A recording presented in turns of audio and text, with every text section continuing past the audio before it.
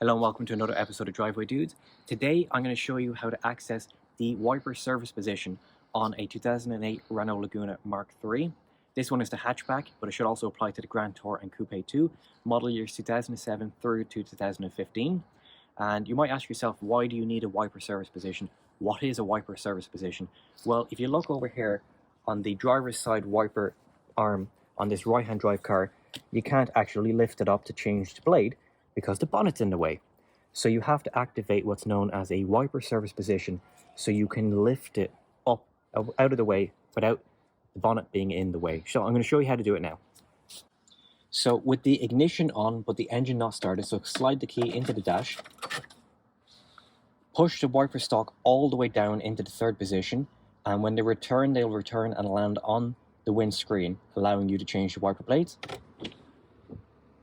There you have it. So just remove your key, and now you can change your wiper blades. I almost forgot to mention, you're probably thinking, oh no, the wipers are stuck up after you change your wiper blades. I forgot to say, just return the wiper arm back to the off position, and the wiper blades go back down. So we really hope you found that video useful. Don't forget to give it a like, share, and subscribe to Driveway Dudes, and have a great day too.